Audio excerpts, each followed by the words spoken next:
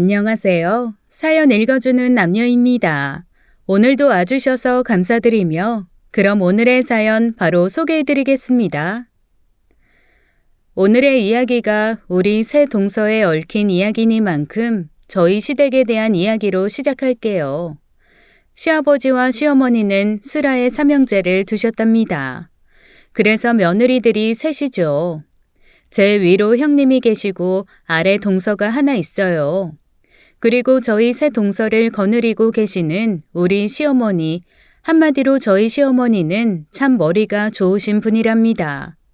좋게 말하면 머리가 좋으신 것이고 어른한테 죄송한 말씀이지만 나쁘게 말하면 잔머리가 잘 돌아간다는 뜻이기도 하죠. 시어머니는 자신의 이런 장점을 10분 활용하며 살아오신 분이에요. 특히 재산 증식에 있어서는 어머니의 그 좋으신 머리가 크게 작용을 했죠. 주식 투자를 하시는 데 있어서도 치고 빠지는 기술이 너무나 뛰어나시더라고요. 저가이지만 망하지 않을 회사를 판단하는 것부터 시작해서 최고가를 기다리지 않고 어느 정도 올랐을 때 팔아버리는 것, 그 시기도 잘 파악하셨어요. 저로서는 감히 엄두도 못 낼 일이었어요. 다른 부동산을 매인 매수하시는 데에 있어서도 어머니는 거의 항상 옳은 판단을 하셨답니다. 우선 물건을 파악하는데 해안을 가지고 계셨어요. 다른 사람들이 다 아니라고 해도 어머니가 이곳은 반드시 대박을 칠 거라고 예고하시기도 하셨죠. 그러면 진짜로 대박이 나더라고요. 반대로 다른 사람들이 한치의 의심도 없이 믿고 매입하는 부동산에 대해서 어머니가 관심을 보이지 않으시는 경우도 많았답니다. 그렇게 처음에는 틀림없이 대박이 날 것 같은 부동산이 어머니의 판단대로 공수표가 되어버리는 일도 흔했어요. 아무튼 우리 어머니는 재산을 불리는 데 있어서는 귀재였답니다. 이렇게 모은 재산으로 저희 시어머니는 떵떵거리며 사시는 분이었어요. 이제는 연세도 많이 드셨지만 그 머리는 결코 늙지 않으신 것 같더라고요. 어머니는 이런 머리, 아니 정확하게 말하자면 장꾀를 우리 새 며느리를 대하는데도 잘 이용하셨어요. 많은 재산을 가지고 계시다는 것을 기반으로 삼아 우리 새 며느리들에게 미묘하게 효도 경쟁을 시키는 것이었죠. 오를 게 분명한 주식이 좀 있는데 말이야. 이건 이번 내 생일 때 한번 얘기를 해보자꾸나. 시어머니의 생신이 얼마 남지 않았을 때 어머니께서 우리 새 며느리를 앉혀놓고 하신 말씀이었죠.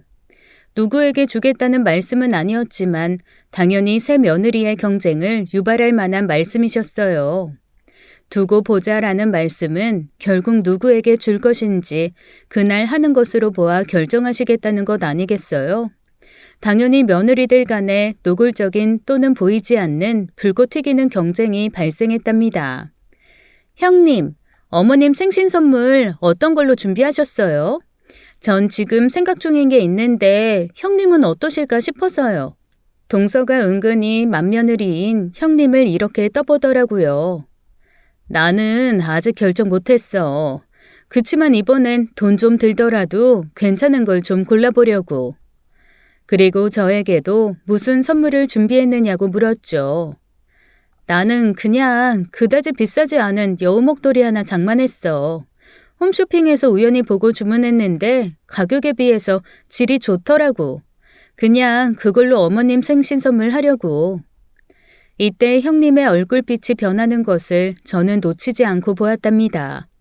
그건 즉 형님이 이미 준비했거나 준비하려고 하는 선물이 제가 준비한 선물에 못 미친다는 뜻이었어요. 우리 형님, 아주버님이 장남이시니 우리 집안의 맏며느리였죠. 그런데 아주버님이 사업을 한번 벌이셨다가 큰 낭패를 보시고 지금은 작은 중소기업에 다니고 계셨어요. 세 형제 중에서 맞이인 형님네 집안 형편이 가장 어려운 상황이었답니다. 가장 여유가 있는 것은 동서네 집이었어요. 시동생이 삼형제 중에서 공부를 제일 잘했다지요. 그래서 명문대학에 입학했고 졸업 후에 좋은 회사에 입사할 수 있었기 때문이었어요. 연봉이 센 회사였답니다. 동서도 역시 그 명문대학을 나온 사람이었죠. 일에 뛰어들어서 커리어를 쌓고 있는 커리어 우먼은 아니었지만 입시반 학생들을 가르치는 학원의 영어 강사로 시간당 받는 돈의 액수가 컸답니다. 전임이 아닌 파트 강사였기에 집안 살림도 하면서 수입도 올리는 셈이었죠. 그런데 그렇게 주로 1, 2등만 하는 사람들의 특징이 경쟁심이 강하고 셈도 많다잖아요. 우리 아래 동서가 꼭 그런 사람이었어요. 누구한테 지는 것을 못 참아 했죠. 거기에 비해서 우리 형님은 뭐랄까 대상이 없이 그저 욕심이 많은 분이었어요. 그런데 지금 현재 아주버님이 가장 형편이 안 좋으시니 그 욕심 많은 형님의 속마음이 어땠겠어요. 그래서인지 형님은 어떻게 해서든지 돈을 모으기 위해서 정말 쓰는 것 없이 생기는 돈을 모두 다 저축하다시피 하는 것 같았습니다. 아주버님 용돈도 한 달에 10만 원씩만 드렸다죠. 형님은 설날이면 어머니께서 던지듯 내어주시는 통이 큰 세뱃돈까지도 모두 저축했어요. 아주버님이 쪼달려서 용돈 좀 올려달라고 통사정을 해도 형님은 눈 하나 까딱하지 않았다고 합니다. 그러면서 열심히 시어머니의 비위를 맞추고 있었어요. 결론적으로 말하면 형님의 성격이 욕심쟁이에 가까웠다면 아래 동서의 성격은 질투쟁이 셈쟁이였어요. 아래 동서는 어머니가 주시는 세뱃돈도 꼭 우리는 얼마를 받았는지 확인을 하더라고요.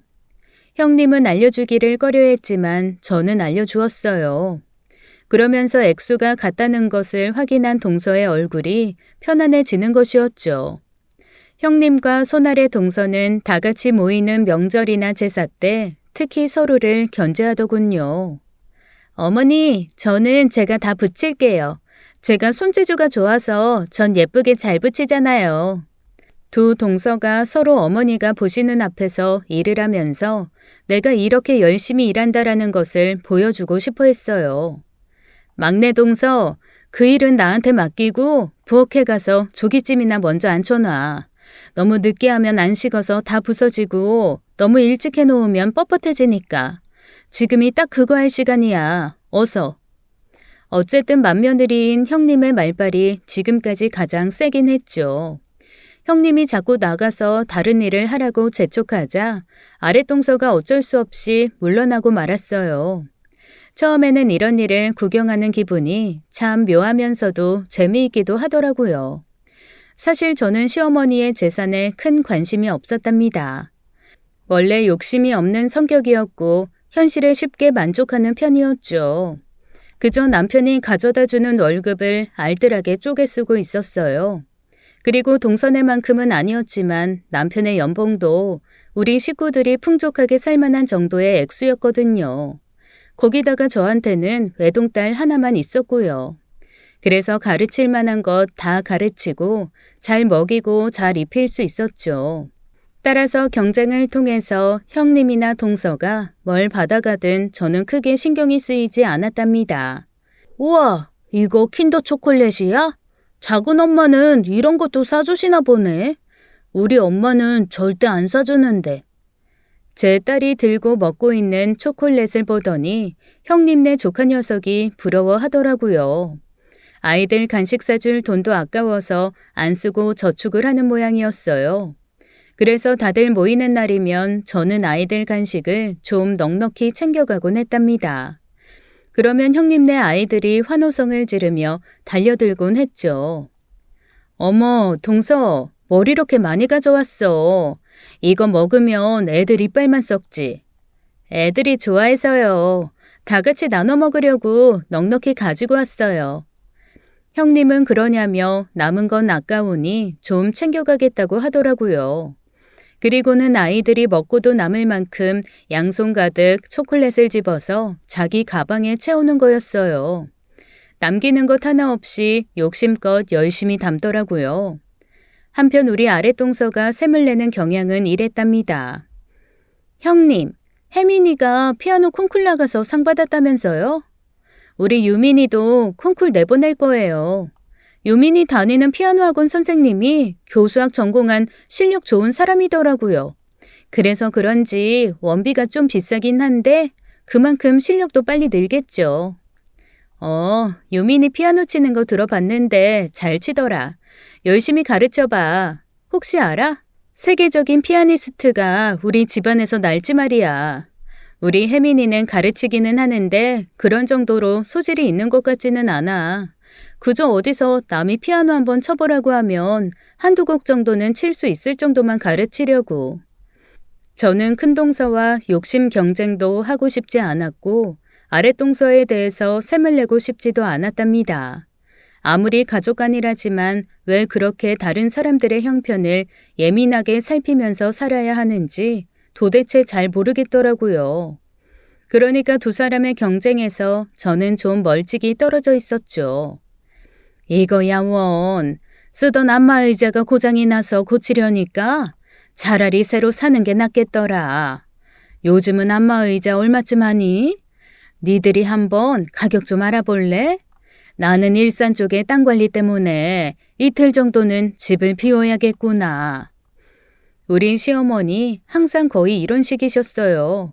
결국 누가 해오는지 봐서 일산 땅을 주시겠다는 말씀이셨죠. 저는 애초에 그 일산 땅에 대해서도 관심이 없고 무엇보다 그 비싼 안마의자를 사드릴 여유도 없었답니다.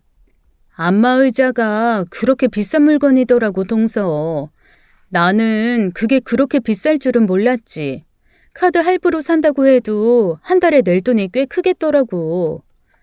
형님이 안마의자 건에 대해서는 항복을 하는 것 같더라고요.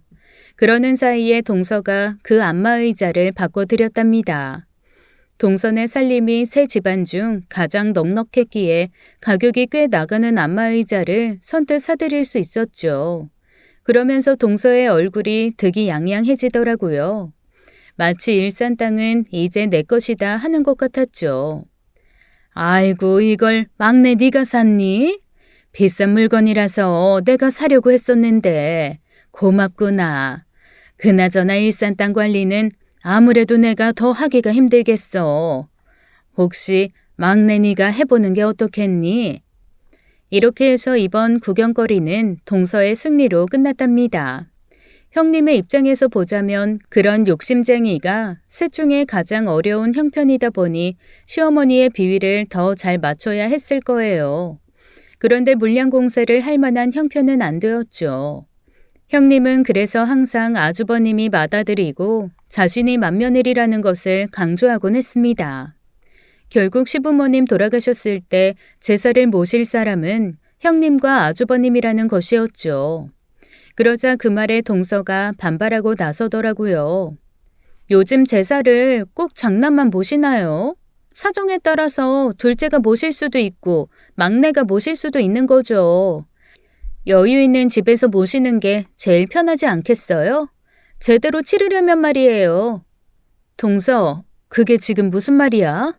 그니까 우리 집에 여유가 없어서 아버님 어머님 돌아가시면 제사 하나 제대로 못 지낸다는 거야? 어머, 그런 뜻으로 말씀드린 건 아닌데. 저는 어쨌든 어머님 아버님 돌아가시고 나서 그래도 제일 잘 차려드릴 수 있는 사람이 맞는 게 효도라는 뜻에서 말씀드린 건데 그리고 나눠서 맡을 수도 있잖아요. 한 집에서 다 하지 않고 말이에요. 이러다가 싸우시겠어요, 형님. 그건 아직 먼 미래의 일이잖아요. 어머님, 아버님 다 아직 정정하신데 갑자기 제사 얘기가 왜 나와요? 나중에, 아주 나중에 결정해요. 네? 심상치 않은 분위기를 눈치채고 제가 이렇게 말린 적도 있었죠. 그런데 시어머니는 이 문제를 가지고도 또 경쟁을 붙이시는 거였어요. 우리 제사는 내가 좀 더 나이 먹어서 누구한테 맡길지 정해줄 거야. 물론 제사 지내는 사람한테 제사 빚조로 약간의 선물을 줄 생각이다. 꼭 맞으라고 해서 그냥 덥석 주지는 않을 생각이야. 알다시피 큰애니가 이래저래 고생이지 않니? 이런 어머님의 말씀에 형님의 얼굴이 흑빛이 되더라고요. 반면에 동서는 의기양양했고요. 게다가 아랫동서는 막내라는 점을 이용해서 애교를 무기로 삼기도 했습니다. 시댁에 가면 시어머니 곁에 딱 붙어 앉아서 코맹맹이 소리를 내며 애교가 장난이 아니었어요. 그러면 시어머니가 좋아하시는 것을 본 형님이 또 작은 동서를 부엌으로 불러내곤 하는 것이었죠. 동서, 프라이팬에 전 올려놨어. 불 약하게 해놨지만 볼 사람이 있어야 돼서. 금방 타버린다고. 얼른 나와서 좀 지켜서 서 있어.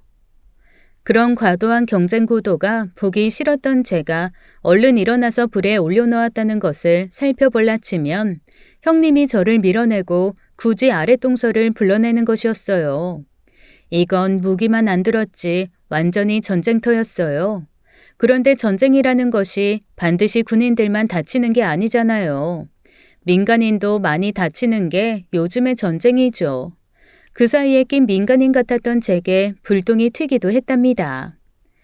지난번 제사 얘기 나왔을 때 나는 동서만은 내 편 들 줄 알았어. 그런데 아무 말도 없었잖아. 맏아들인 우리 편을 들어줬어야 되는 거 아니야? 나 그때 좀 섭섭했어. 형님, 그걸 왜 그렇게 받아들이세요? 저야 누가 하든 큰 상관이 없는 것 같기에 가만히 있었던 것 뿐이에요. 누가 하든 상관이 없다니. 엄연히 우리가 맞이잖아. 동서가 평상시에 경우도 바르고 하니 당연히 맞이인 우리 편을 들어줄 줄 알았지. 참나, 왜 죄 없는 민간인한테 폭격을 하느냐고요. 한 번은 막내 동서와의 사이에서 이런 일도 있었습니다. 형님이 평상시에는 아무 소리 없이 계시다가 같이 모이는 날이 아닌 날에 어머니를 자주 찾아뵌다면서요? 동서가 어느 날 뜬금없이 이렇게 묻더라고요. 그 말은 사실이었어요. 우리 집이 시댁에서 가장 가까운 곳에 있었답니다. 시댁에 부모님 두 분만 계시니까 아무래도 가까이 있는 제가 자주 찾아가 뵙는 것이 도리였죠. 빈손으로 가기가 멋해서 시댁에 갈 때는 주로 어머님이나 아버님이 좋아하시는 반찬들을 만들어서 가지고 갔어요. 그리고 아이를 집에 혼자 둘 수 없어서 같이 데리고 가곤 했죠. 혜민이가 애교 덩어리잖아요. 그래서 형님이 시댁에 갈 때 꼭 데리고 가시는 거 아니에요? 지난번 우리 유민이하고 혜민이가 같이 어머니 옆에서 재롱 떠니까 어머니가 혜민이만 보시던데. 형님이 평상시에 다니시면서 혜민이를 자주 데리고 다니셔서 그러신가 봐요. 아유, 형님, 효도도 지나치면 병이에요. 아직 정정하신 분들을 뭘 그렇게 자주 찾아뵈세요? 형님네나 동서네나 오려면 2시간 이상씩 걸리잖아. 우리 집에서야 차로 20분이면 되니까 자주 찾아뵙는 거지. 20분 거리밖에 안 되는 며느리가 안 찾아가 뵈면 시부모님들이 뭐라고 하시겠어? 게다가 내가 한 번이라도 들여다보면 형님이랑 동서 걱정도 좀 덜어지는 거 아니야? 시댁과 가까워서 자주 찾아뵐 수 있는 저를 아래 동서가 저의 의지와는 상관없이 그 경쟁 구도에 집어넣는 것 같더군요. 그러더니 결국은 어떻게 한 줄 아세요? 시동생의 직장이 멀어지는 것도 마다하고 시댁 근처로 이사를 온 것이었어요. 저희 집은 차로 20분이었지만 이제 동선의 집은 시댁까지 걸어서 20분이었죠. 차로는 5분도 안 될 거리였어요. 시동생이 직장까지 2시간 반을 가야 하는 거리로 이사를 오게 된 것이었답니다. 하루에 5시간 가까이를 길에다 뿌려야 했죠. 그걸 가지고 욕심 많은 형님이 또 시어머니가 막내내로 마음이 기울까봐 걱정을 시작했답니다. 거기다가 가장 형편이 처진다는 것 때문에 형님은 열등감과 자격지심이 심했어요. 아유, 날씨도 별로 안 추운데 다들 밍크코트를 입고 왔네. 안 더워? 나는 밍크코트 입는 사람들 보면 동물학대하는 것 같아서 기분이 좀 별로던데. 아니 뭐 자기들 들으라는 말은 아니고. 나도 밍크 입긴 한데 동물들한테 미안해서 잘 못 입겠더라고. 중요한 모임에 갈 때나 좀 입지. 누가 물어보지도 않았는데 이렇게 말씀하시는 것이었죠. 그리고 형님네 아이들은 형편 때문에 학교와 기초적인 학원밖에 못 보내는 것에 대해서 또 아무도 묻는 사람이 없는데 이렇게 말씀하시더군요. 우리 정민이는 태권도 도장에 보냈더니 얘는 동네 도장에 나올 애가 아니라는 거야. 소질이 뛰어나다고 바로 강남에 있는 큰 도장을 추천하더라고. 근데 애가 다니기엔 멀어서 안 보냈어. 태권도 잘하면 뭐해? 공부 잘하는 게 낫지. 그래서 계속 공부 쪽으로 밀어주려고. 우리 정민이 나중에 교수만 될 생각이야. 그런데 제가 알기로 형님네 아들인 정민이는 학교에서 중간 정도의 성적을 유지하고 있는 아이였어요. 남자들끼리 하는 대화를 듣게 되면서 알게 된 사실이었죠. 우리 정민이가 아이 막내 너처럼 공부를 좀 잘했으면 좋겠는데 영 공부에 뜻이 없어 보여. 나나 와이프나 사실 공부에 그다지 뜻이 없는 사람들이었으니 부모를 닮았겠지만 말이야. 그런데 집사람이 공부에 뜻이 없는 아이를 국제중학교에 보내겠다고 그러는데 그러려면 학원비도 만만치 않게 든다니 걱정이야. 형, 정말 정민이가 공부에 뜻이 없는 게 맞아요? 만일 공부에 취미가 있는데 학원에 못 보내는 게 문제라면 내가 학원비 정도는 지원할 수 있어요. 시동생의 이 말에 아주버님이 그것은 아이 엄마의 소망일 뿐 아들은 공부에 뜻이 없다고 다시 한번 말씀하시는 것이었어요. 그리고 또 둘째인 딸은 자라서 승무원이 되었으면 한다고 말하곤 했죠. 그런데 아무리 어린아이지만 하는 행동을 보면 뭘 좋아하는지 알 수 있잖아요. 형님네 둘째인 수민이는 동물을 참 좋아했답니다. 집에서 강아지를 키우고 싶어 했어요. 그리고 애견 미용사가 되겠다고 했죠. 저희 집에서 키우는 강아지가 한 마리 있었어요. 저희 집에만 오면 그 강아지가 예뻐서 어쩔 줄 모르더라고요. 그래서 제가 수민이는 수의사가 되면 좋겠다고 했더니 수의사가 되려면 공부를 잘해야 되는데 자신은 공부는 별로 재미가 없다는 것이었어요. 그래서 애견 미용사가 되겠다는 것이었죠. 아닌 게 아니라 집에 사다 놓은 강아지 머리핀 같은 것을 가지고 강아지를 치장해 놓는 것을 보면 어린아이가 한 거라고 볼 수 없을 정도로 솜씨가 좋았어요. 강아지를 한 마리 선물해주고도 싶었지만 강아지를 키우려면 사람 키우는 것보다도 돈이 더 많이 든답니다. 사람은 의료보험이 되지만 강아지는 보험이 안 되니 한번 병원에 가면 최저 20만 원은 깨먹고 와야 했어요. 정기적으로 맞춰야 하는 주사도 많았고 체질에 따라서는 비싼 처방사료를 먹이기도 해야 하는 등 웬만한 아이 하나 키우는 격이었죠. 형님네 형편으로 감당하기가 어려울 것 같아서 조카아이가 그렇게 예뻐하는데도 선물을 할 수가 없었습니다. 이런 일이 또 형님의 열등감을 자극했던가 봐요. 강아지를 한 마리 사주려는데 아무래도 수민이는 경쟁률이 심한 학과에 가서 승무원을 시키려니까 공부에 도움이 안 될 것 같아서 안 사주고 있어. 강아지를 키우게 되면 아무래도 공부에 좀 관심이 떨어지잖아. 참 대하기 힘든 우리 형님과 아래 동서였는데 거기다가 시어머니가 부채질을 하고 계시는 것이었어요. 아니 시어머니는 어쩌면 그런 상황을 즐기시는 것 같기도 했죠. 재산이라는 권력을 가지고 그것을 며느리들 사이에서 휘두르는 폭군처럼 보이기도 하더라고요. 아무튼 저는 시간이 지나면서 이제 더 이상 형님과 아랫동서가 벌이는 경쟁이 재미있지 않았고 어머니께서 참 잘못 처신하고 계신다고 생각하게 되었답니다. 그렇지만 제가 시어머님께 그런 말씀을 드릴 수는 없었죠.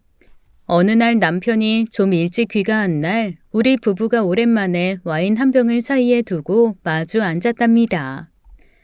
혜민 아빠, 당신도 혹시 느껴요? 형님이랑 동서랑 노골적이지는 않아도 치열하게 싸우고 있는 거 말이에요. 그런데 내 생각에는 말이죠. 어머님이 그걸 조장하시는 것 같아요. 글쎄, 형수님과 재수씨 사이에 경쟁심이 대단하다는 것은 눈치만 봐도 알지. 우리 형제들끼리는 그런 것에 대한 걱정도 했었고, 하지만 어머니가 조장을 하신다는 것은 좀 어불성설인데. 남자들이란 또 자기 식구에 대해서 좋지 않은 이야기를 하면 상당히 기분 나빠 하더군요. 제가 어머니에 대해서 그렇게 말한 것이 남편의 기분을 좀 건드렸던 것 같더라고요. 몇 번 더 그 이야기가 반복되자 드디어 남편이 노골적으로 화를 냈습니다. 시어머니 험담하는 버릇은 어디서 배운 거야? 새 며느리가 보여서 설마 우리 엄마 험담만 늘어놓는 거 아니겠지? 어머니가 뭘 어쩌셨다고 그러는 거야? 며느리들한테 시집살이 시키시는 것도 아니잖아. 우리 엄마처럼 통이 큰 분도 찾기 어렵다고. 대장부 같으신 분이야. 남자들이 이런 성향을 잘 알면서 건드린 제가 잘못이죠. 저는 서둘러 제가 한 말을 주워 담으려 애썼어요. 쓸데없는 일로 부부싸움을 만들기는 싫었거든요. 얼른 잘못했다고 사과를 하면서 제가 잘못 본 것 같다고 했죠. 그제야 화가 풀렸는지 남편의 말투가 좀 가라앉더라고요. 그러면서 형제들 간에 무슨 대화가 있었던지 의미심장한 말을 제게 던지는 것이었어요. 우리 엄마 탓은 아니지만 뭐 어쨌든 형수님하고 재수씨가 별로 좋은 사이가 아니라는 것은 우리도 잘 안다고. 당신 혹시라도 그 싸움에 끼어들 생각일랑 하지도 마라. 도대체 우리 집에서 며느리들 간의 사이 안 좋은 일이 뭐가 있어. 부모님이 며느리들을 차별하는 것도 아니고 말이야. 저는 당연히 그런 싸움에는 끼어들고 싶지도 않으며 절대적으로 중립적인 입장에 있다는 것을 강조했죠. 남편에게 사과를 하긴 했지만 며느리들 사이의 분쟁을 어머니가 조정하고 계시다는 제 생각에는 변함이 없었답니다. 그리고 형님과 동서가 어머니의 그 의도에 휘말려서 한 푼이라도 더 받아내려고 하는 것이 눈에 보였어요. 형님은 성격상으로 욕심쟁이라는 것과 맞물려 형편이 어려워서도 어머니의 재산 상속 문제에 대해 더 예민해하는 것 같았어요. 하지만 동서는 가진 것도 많으면서 오로지 질투와 셈 때문에 그러는 것 같았죠. 이런 보이지 않는 전쟁이 계속되던 어느 날이었어요. 이제는 우리나라에서 보기 힘든 화창한 가을날이 며칠 계속되고 있었죠. 시어머님께서 전화를 하셨더라고요. 얘 둘째야, 우리 시골에 밤 따러 가자꾸나. 내가 잘 아는 사람이 하는 농원이 있는데 거기 밤이 아주 다닥다닥 열렸다고 와서 따가라고 하는구나. 큰애한테 전화했더니 못 받기에 너한테 먼저 전화했다. 큰애하고 셋째한테도 내가 다 전화하마. 오랜만에 우리 내 고부가 나들이 좀 가자꾸나. 화창한 가을날 밤 따러 가는 일 생각만 해도 즐거웠답니다. 가능하면 아이들도 다 데려가고 싶었지만 어머님께서는 며느리들과 당신만 가자고 하시는 것이었어요.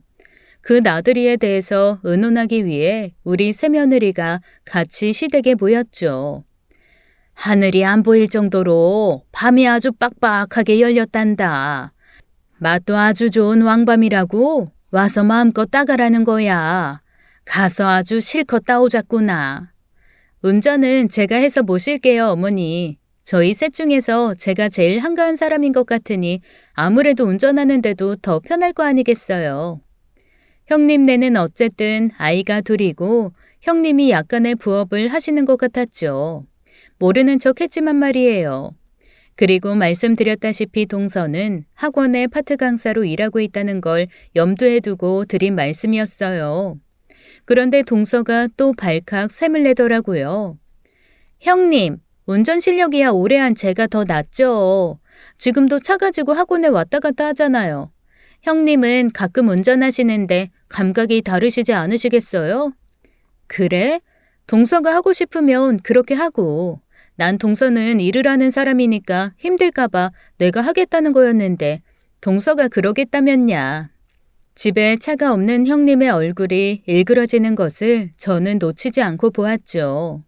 결국 그렇게 해서 운전은 동서가 하기로 합의가 되었어요.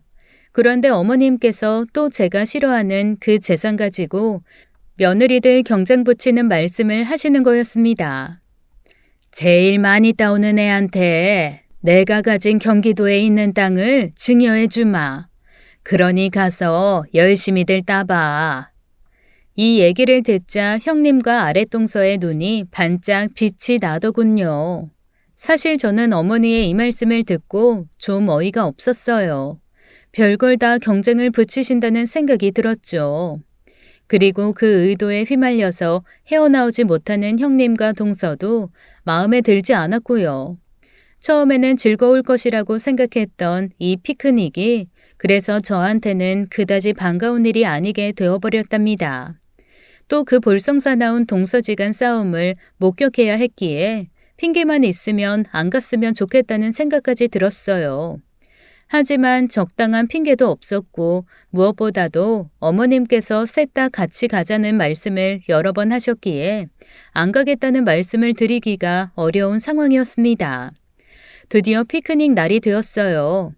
그날 아침까지만 해도 가기 싫어서 찌뿌둥했었지만 일단 서울을 벗어나서 다른 공기를 마시니 상쾌했습니다.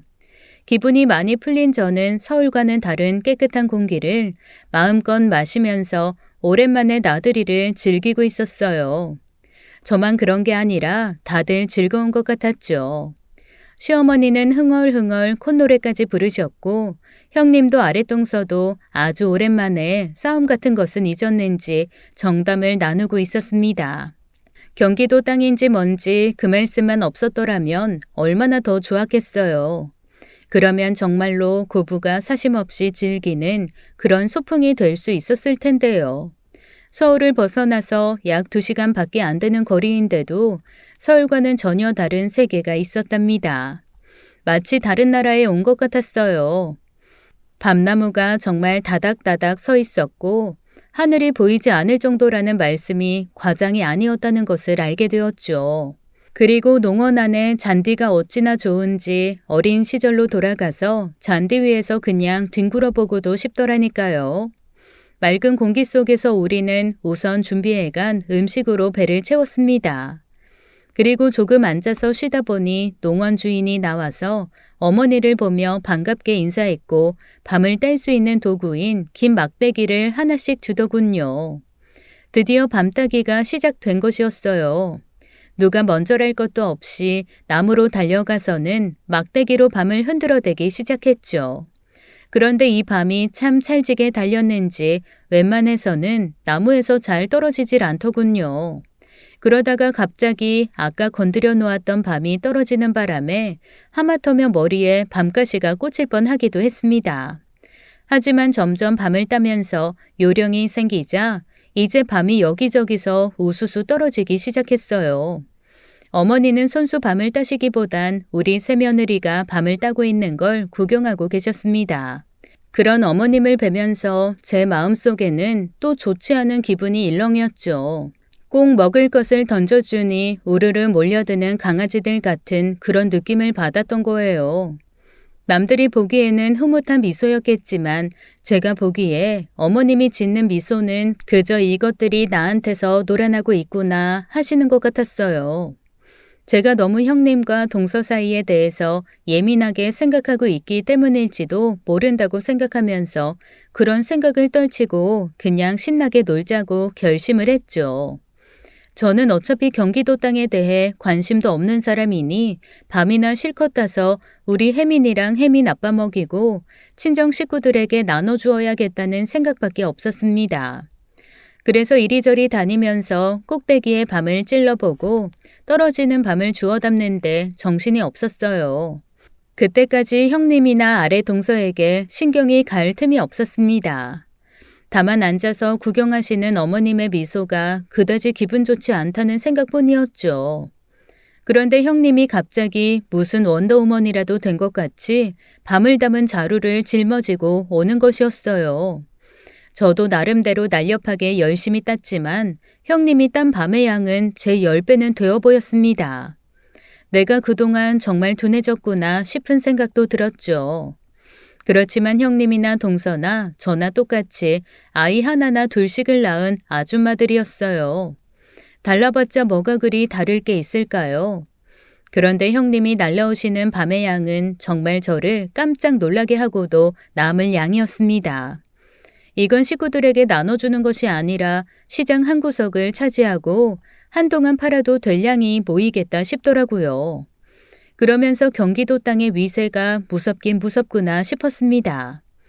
어머니 보셨죠? 제가 이만큼이나 땄어요. 제가 보나마나 1등일걸요? 형님은 어머니를 불러 형님 앞에 쌓인 밤자루들을 자랑하는 것이었어요. 동서는 어디 가서 밤을 따고 있는지 조금 아까 몇 자루 따다 놓더니 모습을 보이지 않고 있었고요. 하지만 동서가 아무리 애를 써도 형님이 딴 만큼은 못 딸 것 같다는 생각이 들더군요. 그래서 경기도 땅은 형님네 것이 되겠구나 생각했죠. 그리고 잘 됐다 싶은 생각도 들었어요. 동서네야 살만한 집이었지만 형님네는 어려운 형편에 계시잖아요. 그래서 형님을 더 응원하고도 싶었답니다. 어머님께서 이런 마음을 가져주셨으면 얼마나 좋았겠어요. 없는 자식 좀 먼저 돌봐주시고 있는 자식은 좀 나중에 상속해 주셔도 될 일이잖아요. 그런데 각자 형편이 다른 며느리들을 경쟁을 붙이고 계시니 왜 그러실까 싶은 생각이 늘 머리를 떠나지 않았답니다. 아무튼 저는 이제 제 힘껏 딸 수 있는 만큼 밤을 땄고 이제는 형님과 동서가 궁금해지기 시작했어요. 그런데 멀리서 형님이 달려가시는 모습이 보였습니다. 무슨 수로 그렇게 밤을 많이 따오시나 궁금해서 형님을 불렀지만 거리가 멀어서 그런지 들리지 않는 것 같았죠. 어쨌든 그래도 형님이 가는 쪽으로 계속 따라가 보았어요. 수고들 하셨어요. 그런데 이거 가지고 마음이 안 놓여서요. 그러니까 지금까지 하신 만큼만 더 해주세요. 그리고 나면 나머지 수고비 드릴 테니까요. 저는 형님을 따라가다가 형님이 갑자기 방향을 튼 쪽으로 또 따라가 보았어요. 그리고 형님이 웬 남자들에게 이렇게 말하는 소리를 듣게 되었답니다. 처음에는 이 말의 의미를 알 수 없었죠. 알 수 없는 것은 그것뿐만이 아니었어요. 이 남자들은 도대체 누구란 말인가요? 여기는 분명히 어머니와 우리 셋만 와 있는 것으로 알고 있는데 말이에요. 농원의 직원일 수도 있겠죠. 하지만 농원의 직원에게 형님이 왜 수고비를 지급한다고 하는지 정말 짐작도 할 수 없었습니다. 제가 형님과 그 남자들의 말소리를 듣고 멈칫하고 있었죠. 형님은 제가 가까이에 있다는 것을 눈치채지 못하고 있는 것 같았어요. 사모님, 2시간만 일하면 된다고 하셨잖아요. 그런데 2시간 지났거든요. 추가 일당 주셔야 합니다. 추가 일당 드릴게요. 그 대신 아까 말씀드린 대로 이만큼만 더 따주세요. 따서 제가 말씀드린 위치에 놓아주시면 자루는 제가 나를 거예요.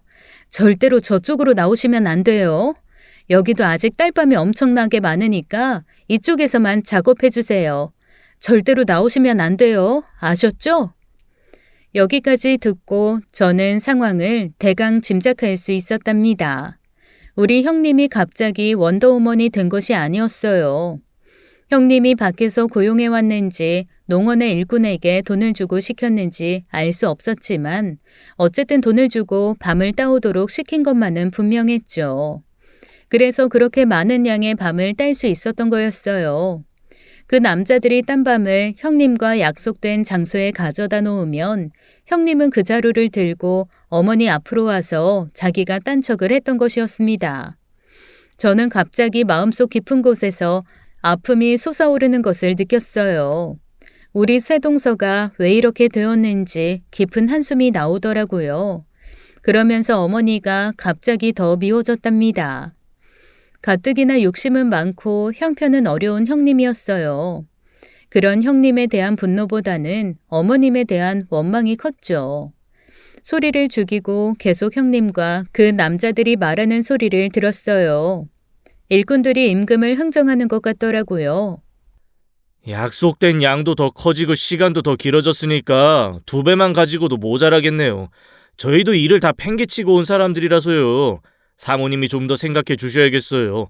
아니면은 저희는 그냥 철수하겠습니다. 애초에 이만큼만 따면 된다고 하셨으니까 가봐도 상관없을 것 같은데요. 이만큼만 따도 괜찮을 것 같기는 해요. 그렇지만 더 확실하게 해두자는 거죠. 2배에서 조금 넘게 쳐서 드릴게요. 그러니 하신 만큼만 더 해주세요. 그 이상은 저도 힘이 없어서 더 이상 나르지도 못해요. 부탁드릴게요. 중요한 일이라서 그래요. 일꾼들이 그럼하고 했고 형님이 밤자루 하나를 들고 다시 어머니 쪽으로 향했죠. 저는 숨어서 그 남자들이 하는 일을 지켜보기만 할 뿐 어찌할 바를 몰랐습니다. 이런 것을 다 본 상황에서 형님이 있는 곳으로 다시 가기도 못했고 어머니 얼굴을 뵙는 것도 좀 그렇더라고요. 그래서 이러지도 저러지도 못하고 있었죠. 그런데 다음 순간 또다시 아주 익숙한 소리가 귀에 들려왔어요. 바로 동서였죠. 아까 그 아줌마하고 합의하신 일당에 2배 드릴게요. 그러니까 밤 따서 저쪽 모퉁이에 놔주세요. 그러면 제가 와서 자루 가지고 갈 테니까요. 2배가 부족해서 그러세요? 3배도 드릴 수 있어요. 그 대신 지금까지 그 아줌마한테 따주신 밤보다 더 많이 1시간 이내에 따주셔야 돼요. 곧 돌아가야 할 시간이 가까이 돼서 말이에요. 형님과 그 남자들이 임금을 흥정하는 것을 본 사람이 저 혼자뿐만이 아니었던 것 같더군요. 동서도 그 장면을 본 것이었어요. 이미 형님이 돈으로 산 사람들을 동서가 다시 매수하고 있는 것이었어요. 이 장면에서 저는 그만 실소가 나오고 말았습니다. 일꾼들은 3배 임금을 주겠다는 말에 형님 쪽 밤나무들을 버리고 동서가 가리키는 쪽으로 이동하기 시작했어요. 그리고 기술적으로 밤을 따서 땅으로 떨어뜨려 자루에 담아주더군요. 이번에는 동서가 원더우먼이었어요. 금방 차오르는 자루들을 들고 어머니 쪽으로 바쁘게 왔다 갔다 하는 것이었죠. 저는 웃지도 울지도 못한 상황에 이러지도 저러지도 못하고 지켜보기만 하고 있었어요. 그런데 일이 잘못되려면 이렇게 되는 것일까요? 일꾼들이 형님 쪽 밤나무를 버리고 동서가 가리킨 쪽에 밤을 따고 있는 것을 형님이 알았던 모양이었어요. 형님이 원하던 쪽에서 일하던 사람들이 갑자기 없어졌으니 찾다가 만나게 된 거였죠. 형님이 그 사람들에게 따지기 시작했답니다. 이쪽이 아니라니까요. 저쪽에서 따서 놓으셔야 제가 더 빨리 가지고 갈 수 있어요. 왜 이쪽으로 오신 거예요? 약속이 틀리잖아요. 일꾼들이 뭐라고 대답을 못한 채 우물거리는 사이에 타이밍이 기가 막히게 동서가 일꾼들 쪽으로 다가왔던 거예요. 그렇게 형님과 동서가 마주치게 되었죠. 저는 몸을 더 깊숙이 숨기고 귀는 더 쫑긋 세웠어요. 형님이 동서를 보고 일이 어떻게 된 것인지를 곧 알아차린 것 같더군요. 이 사람들을 돈으로 산 사람이 다름 아닌 동서야? 기가 막혀서 참나? 형님, 제가 아까 이 사람들하고 형님이 말하는 거 다 들었거든요. 형님이 먼저 이 사람들 돈 주고 고용하신 거잖아요. 그러면서 저보고 기가 막힌다고 하시면 안 되죠. 어차피 페어플레이를 어긴 건 형님이 먼저잖아요. 그러면 이제 게임의 룰은 깨진 거 아니에요? 이제 정말 진흙탕 싸움 된 거예요. 그 룰을 먼저 깬 건 형님이시고요. 아, 좋은 대학 나온 사람이라서 어려운 말을 잘도 쓰는구만. 나는 페어플레이고 룰이고 이런 거 모르는 사람이고 나는 나대로 할 수 있는 일을 다 했을 뿐이야. 그렇다고 동서도 잘한 건 없잖아. 동서도 역시 이 사람들한테 돈을 주고 일을 시킨 건 마찬가지잖아. 먼저 시키고 나중 시킨 차이만 있을 뿐이지. 사람의 욕심이 한이 없다고 그만큼 가졌으면 됐지. 돼지 욕심도 그만큼은 아니겠다. 나야 없으니까 그렇다고 쳐도 다 쌓아놓고 돈으로 처바르고 살게? 이 말에 동서가 이성을 잃은 것 같더군요. 아랫동서가 먼저 형님에게 달려들었고 형님이 동서의 머리채를 잡고 늘어졌어요. 어느 나라의 전쟁보다 더한 가족 간의 전쟁이 제 눈앞에서 벌어지고 있는 것이었죠. 이 싸움을 어찌 말려야 하나 고민하던 차에 제 눈에 시어머니가 이쪽으로 오시는 게 보였습니다. 차마 형님과 동서가 싸우는 모습만큼은 시어머니께 보여줘서는 안 되겠다는 마음이 들었어요. 그래서 급하게 언덕에서 내려와 시어머니의 주의를 끌었습니다. 어머니, 여기까지 왜 올라오셨어요? 다리도 아프신데 그냥 앉아 계시지 않고요. 나도 온 김에 산나물이나 좀 뜯어갈까 해서. 이 농원이 약도 하나 안 친다고 그러더라. 여기서 나는 것들은 전부 무공해야.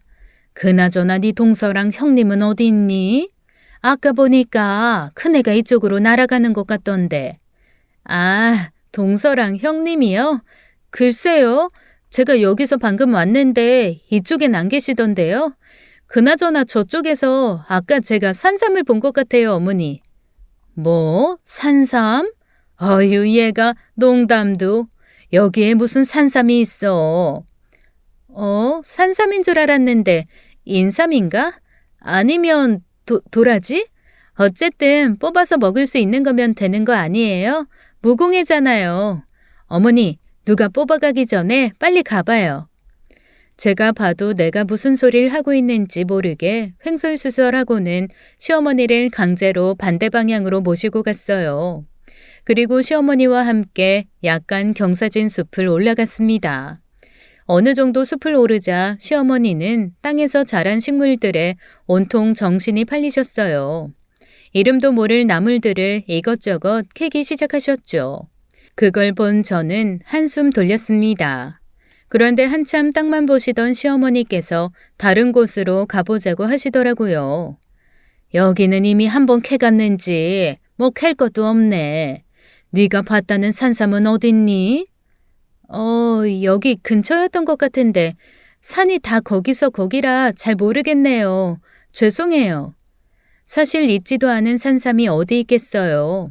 그저 상황 모면하려고 선의의 거짓말을 한 거였죠. 그런데 시어머니는 있지도 않은 삶을 캐겠다며 자꾸만 깊은 산속으로 올라가시는 거였어요. 저는 위험하다며 어머님을 말렸지만 제 말을 들을 뿐이 아니었죠. 어머님 성격이 한번 꽂힌 일에는 끝을 보시는 분이었어요. 그러니 아버님까지도 모두 휘어잡고 사셨겠죠. 결국 어머니가 산에 오르시겠다며 자리에서 일어서시더라고요. 저는 일단 마음이 너무 아파서 이것저것 하고 싶은 생각이 없었어요. 그렇지만 어머니가 혼자서 가파른 산을 타고 오르시겠다니 안 따라 나설 수도 없었습니다. 그렇게 가파른 산길을 따라서 한 20분쯤 올라갔었나 봐요.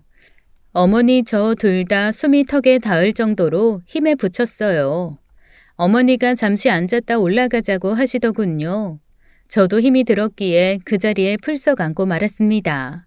그런데 어디선가 갑자기 아주 기분 나쁜 소리가 들려오는 거였어요. 마치 깨끗이 청소한 집에 그 기분 나쁘고 단단하게 생긴 파란색 파리 한 마리가 들어와서 휘젓고 다니는 것 같은 소리였죠. 벌레 한 마리가 주변에 있나 보다 생각했어요. 소리가 나는 쪽을 따라서 시선을 옮겨보니 벌레는 한 마리가 맞더라고요. 그런데 그 벌레가 버린 것 같았어요. 자세히 보고 그것이 버린 것을 확인하고는 제가 겁에 질렸죠. 왜냐하면 대학교 때 학교 운동장에서 교양 수업인 체육 수업을 하다가 벌에 쏘인 적이 있었거든요.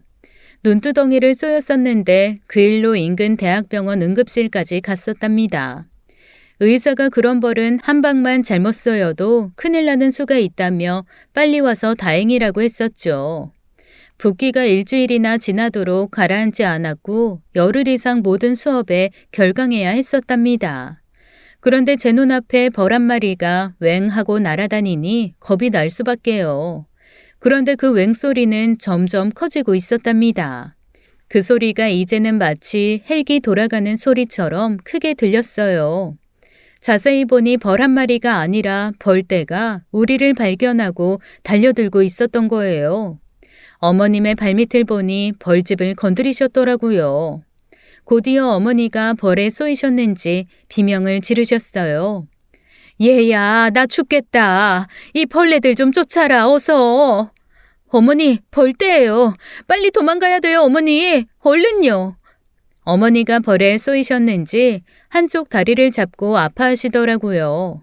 다리 쪽을 쏘이신 것 같았어요. 저는 급한 대로 옷옷을 벗어서 어머니께 씌워드리고 어머님 손을 잡고 냅다 뛰기 시작했답니다. 경사가 가파른 산이었어요. 우리는 뛰어 내려오는 것이 아니라 거의 굴러 내려왔답니다. 가파른 산을 굴러 내려오면서 다리뼈에 통증도 느껴졌죠. 하지만 그런 것에 신경 쓸 겨를이 없었어요. 벌떼가 여전히 제 눈에 보였으니까요. 어머니는 다리를 쏘이신 것 같았고 또 겁에 질리셔서 더욱 움직이기 힘들어 하시는 것 같았습니다.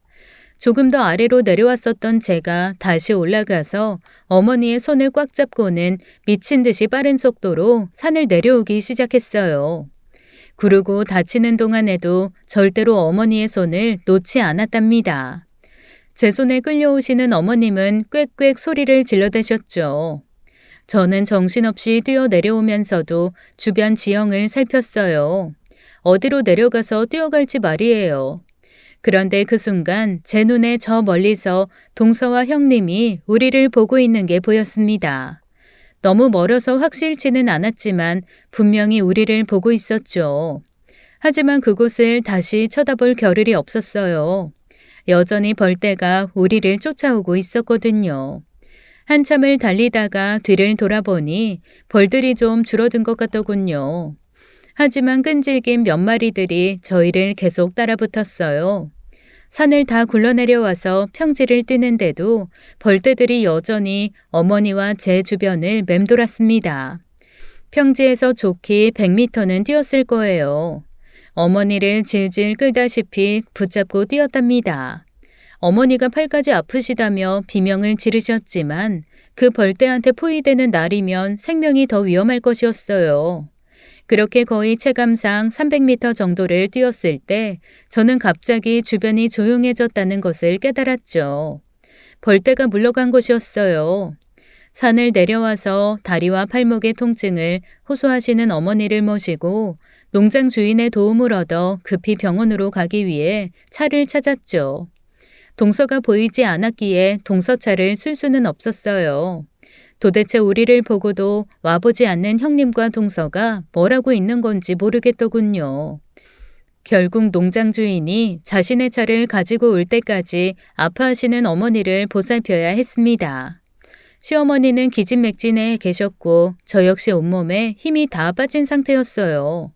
그런데 그때 형님이 우리가 있는 곳으로 왔더라고요. 어머, 이게 무슨 일이야? 어머님 벌에 쏘이신 거야? 아휴, 조심 좀 하시지. 어머님, 괜찮으세요? 나 안 괜찮다. 벌을 몇 방이나 쏘인 건지 아주 쓰리고 아파. 이러다 쇼크 오는 건 아닌지 아주 무서워 죽겠어. 너도 밤 따는 거 그만하고 나랑 같이 병원 가자. 시어머니는 형님께 같이 차를 타고 병원으로 가자고 했는데 형님이 대답을 망설이더라고요.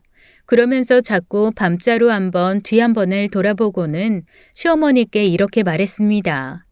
아, 근데 어머님, 동서가 아직 안 왔어요. 제가 동서 찾아서 같이 병원으로 데리고 갈게요. 먼저 출발하세요. 그나저나 둘째도 얼굴을 많이 다쳤네. 얼른 가서 치료부터 해. 우리도 빨리 내려갈게. 아마도 형님은 이 상황에서도 밤따기 경쟁이 신경 쓰이는 눈치였습니다. 이 순간에도 밤을 따고 있을 동서가 신경 쓰인 거겠죠. 저는 그저 속으로 한숨이 쉬어졌어요. 병원에 도착해서 어머니를 살펴보니 벌에 여러 방 쏘이셨더라고요. 천만 다행인 건 말벌이 아닌 일반 벌이었다는 거였어요. 병원에서 응급처치를 받으셨고 안심해도 된다는 말을 들었답니다. 그리고 정말 죄송하게도 제가 너무 팔목을 강하게 잡고 뛰는 바람에 어머니 손목에 멍까지 들었더군요. 검사를 받아보니 뼈에는 이상이 없지만 근육이 놀랐거나 인대가 살짝 늘어났을 수 있다며 압박붕대를 며칠 하라고 했습니다. 저는 얼굴에 찰과상이 심해서 약을 발랐어요. 저는 여전히 잘 못 움직이시는 어머니를 모시고 얼굴 여기저기에 밴드를 붙인 채로 병원 문을 나섰습니다. 그 사이에도 형님과 동서는 병원에 도착도 안 한 상태였어요. 택시를 잡으려고 어머니와 제가 병원 밖으로 나와 있는데 형님이 벤치에 밤자루를 올려두고 있더군요. 어머님, 병원에서 뭐래요? 괜찮다고 하죠? 그래, 그렇다는구나. 그나저나 넌 왜 이렇게 늦게 왔니? 네 동서는 또 어디 있고? 실은 그게요. 동서가 아직도 밤을 따고 있어요, 어머니. 제가 어머님 병원 가셨다고 얘기 전했는데도 밤마저 따고 간다고 하더라고요. 그래서 저 혼자 왔어요. 이 말을 듣고 어머니가 혀를 끌끌 차시더라고요. 그렇게 그 악몽의 시간이 지나고 집으로 돌아왔어요. 막내 동서가 아직 내려오지를 않아서 핸드폰 문자만 남기고는 편찮으신 어머니를 택시에 태워 서울로 모셨습니다. 평생 그렇게 많은 택시비는 처음 내보았어요. 아직도 시계 외라고 미터기를 쓰지 않는 택시가 있더라니까요. 거의 20만 원에 가까운 택시비를 주고 집에 도착했죠. 그런데 다음 날 동서가 엄청나게 많은 양의 밤을 차에 싣고 시댁으로 찾아왔더라고요. 어머님, 저 왔어요. 이것 좀 보세요. 제가 제일 많이 땄죠, 어머니? 제가 1등인 거 맞죠? 진짜 열심히 땄거든요. 동서는 어머님이 병원에 다녀온 것에 대해 안부를 묻기는커녕 밤 이야기만 하고 있더라고요. 시어머니는 알 수 없는 표정을 한번 지으시더니 우리 모두를 불러 모아 앉히셨어요. 그리고 정말 의외의 말씀을 하셨습니다. 그래, 참 많이도 따왔구나. 그럼 순위를 발표하겠다. 1등 둘째, 2등 첫째, 3등 셋째, 이상이다. 그러자 동서가 바로 어머니 말씀에 반발하고 나섰어요. 어머니, 약속하신 것하고 틀리잖아요. 밤은 제가 제일 많이 땄는데 왜 제가 꼴찌예요? 도대체 어떤 근거로 그런 순서가 나온 거냐고요. 시어머니가 우선 형님과 아랫동서를 나무라시더군요. 내가 니들에게 밤을 따라고 했지 사람 시켜서 밤 따오라고 언제 그랬니? 셋째, 네가 제일 많은 돈을 지불했다면서? 그리고 다음은 첫째고 나는 밤 따는데 제일 수고를 많이 한 사람 순으로 순위를 정한 것뿐이야. 둘째가 누구의 도움도 받지 않고 밤을 땄으니 둘째가 1등이야. 그리고 나쁘고러워지는 이야기 하나를 더 꺼내셨어요. 알고 보니 농원 주인이 아침에 전화가 와서는 동서와 형님이 사람을 써서 밤 딴 것에 대해 이야기했더라는 거죠. 아무리 서로 친한 사이라지만 그렇게 사람까지 써서 밤을 싹 다 털어가면 어쩌냐고 한마디 했던 거였어요. 시어머니는 너무 창피해서 미안하다고 하고는 밤값을 물어주셨다고 했죠. 게다가 형님과 동서가 둘이 싸우는 걸 본 일꾼들이 농원 주인에게 웃기는 집안이라고 입을 여는 바람에 시어머니는 더 큰 창피를 당하셨고요. 하지만 어머님의 마음을 더 상하게 했던 건 따로 있으셨어요. 아무리 내 재산이 받고 싶었기로써니 그게 나보다 더 중요한 거였니? 솔직히 나 산에서 굴러내려올 때 첫째랑 셋째 니들이 멀뚱히 서서 나 쳐다보는 거 봤다. 어쩜 보고도 그대로 등 돌리고 밤을 따러 갈 수가 있어? 이 인정머리 없는 것들아. 알고 보니 그 장면을 저만 본 게 아니었더군요. 시어머니도 형님과 동서를 보셨던 겁니다. 그러니 마지막까지도 밤 따겠다고 병원에 와보지도 않은 그 둘에 대해 실망하신 모양이었어요. 형님과 동서는 그제야 잘못했다며 무릎을 꿇었습니다. 어머님, 죄송해요. 제가 승부욕 강한 거 어머님도 아시잖아요. 제가 경기도 땅에 눈이 멀었었나 봐요. 한 번만 용서해 주세요. 네? 어머님, 저도 잘못했어요. 사실 마지로서 사는 게 변변치 못해서 그 경기도 땅 한번 가져보겠다고 눈에 뵈는 게 없었나 봐요. 됐다. 니들 입에서 나오는 소리가 이제는 진실로 들리지도 않는구나. 어서들 가봐. 둘째 너는 경기도 땅 넘겨줄 테니 도장 챙겨놓고 대기해라. 그런데 저는 그 상황에 네 알겠습니다라는 대답이 나오질 않더라고요. 그 대신 다른 대답을 드렸어요. 어머니, 제가 이런 말씀 드리는 게 외람되지만 저는 그 경기도 땅 갖는 것 대신에 다른 소원 들어주시면 안 될까요? 다른 소원이라니? 그게 무슨 소리니? 왜? 너도 혹시 더 큰 거 달라고 욕심 부리는 거냐? 아니요. 그게 아니라 사실은요. 저는 어머님이 우리 며느리 셋 놓고 재산 걸고 경쟁시키지 않으셨으면 좋겠어요. 사실 이번 일 겪으면서 어머님도 느끼셨잖아요. 이 경쟁이 뭐라고 형님이랑 동서 싸우게 만들고 어머님도 뒷전으로 하게 만든 거 말이에요. 솔직히 이번 일에 어머님 잘못이 없다고는 말 못하겠네요. 그러니까 앞으로는 뭐 준다고 하면서 경쟁시키지 말아주세요. 그게 제가 원하는 거예요. 그러자 순간 분위기가 아주 싸늘해졌어요. 형님, 동서, 시어머니 중 그 누구도 말 한마디 내뱉는 사람이 없었죠. 제 귀에는 이명 소리만 들릴 지경이었어요. 게다가 시어머니 표정은 딱딱하게 굳어 계셨죠. 그런데 그 순간 시어머니의 박장대소하는 소리가 들렸습니다. 아하하, 아이고, 이거 내가 아주 둘째 며느리 덕에 며느리들 앞에서 한 방 먹었구만. 시어머니는 의외로 순순히 사과하시더라고요. 며느리들에게 미안하다고요. 그러면서 그동안 경쟁시키려고 한 것보다는 가족들 친목도모 겸 재미있게 뭐라도 해보려다 보니 스케일이 점점 커져서 현금도 걸고 땅도 걸고 한 거라고 했어요. 생각해보니 정말 그랬습니다. 우린 새며느리가 만난 지 얼마 안 되어서 서로 서먹서먹했을 때 시어머니께서 이런저런 게임을 하자고 부추기곤 하셨어요. 처음엔 단돈 10,000원에서 시작했죠. 그렇게 게임을 하면서 점점 친해졌던 우리 며느리들이었어요. 그런데 점점 그게 이상한 쪽으로 변질되어 갔던 거였죠. 시어머니는 잘못을 인정하고 앞으로 안 그러겠다고 약속해 주셨어요. 그리고 제게는 생각이 기특하다며 칭찬까지 해주셨죠. 그 후 어머님은 많이 바뀌셨어요. 힘든 자식부터 챙겨주시면서도 나머지 며느리들이 서운하지 않게 뭐라도 해주시곤 했습니다. 우리 며느리들 사이에 경쟁은 없어졌고 형님과 동서 사이도 점점 좋아졌어요. 요즘은 만나서 자식 이야기도 솔직하게 털어놓고 서로 도움 줄 게 있으면 정보도 공유하고 조언도 해주며 지내고 있답니다. 그리고 또 하나 달라진 게 있었어요. 어머님이 눈에 띄게 시아버지와 사이가 좋아진 일이었죠. 대장부 같았던 어머님이 아버님을 부드럽게 대해주시면서 아버님의 기분을 살펴주고 위신을 세워드리기 시작하자 시아버지도 어머님께 잘해드리기 시작하신 거였어요. 하루는 시어머니께서 우리 며느리들을 모두 불러 모아서는 네 시아버지가 사다 준 꽃다발이라며 커다란 장미꽃다발을 자랑하시더라고요. 우리는 각자 남편들에게 아버님 보고 배우라며 한마디씩 했죠. 그러자 꽃다발은 아니어도 각자 집으로 뭐 하나씩 들고 오더라는 거였어요. 큰아주버님은 강아지 한 마리를 사왔고 서방님은 목걸이를 사왔다고 했어요.